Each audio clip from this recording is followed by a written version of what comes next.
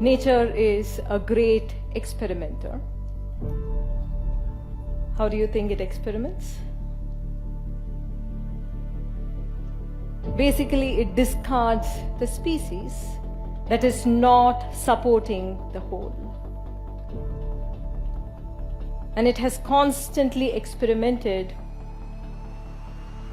over millions of years.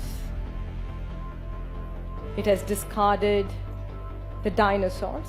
It has discarded probably the saber-toothed tigers. It has discarded Ramapithecus. It has discarded the Neanderthals. A few of these species have survived for 200,000 years. A few of them have also survived for 10 to 20 million years.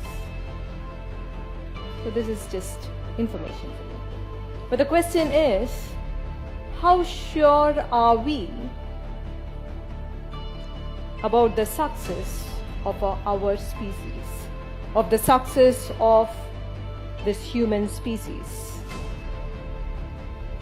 Are you sure we're going to survive forever? If you have to survive forever, that means you need to be beneficial for the whole. If you're not going to be beneficial for the whole, what would nature do? It would discard us. Are we being beneficial to the whole? If we probably have to have a conversation with the planet Earth, what do you think the planet would tell us? No? Very unhappy.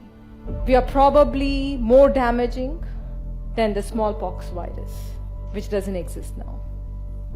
Yes? We are more damaging. We are causing greater calamity. We are being cruel to this planet of ours. If you look at any other species, every other species kills somebody else or kills another species only for its own survival, only when it is threatened or when it is very hungry.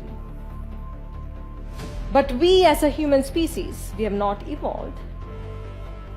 But we as a species kill another species, not for our own survival, but to prove our superiority over the other, to prove our dominance over this entire planet, or sometimes even for pleasure. There is a huge noise outside in the world about the virus, the coronavirus.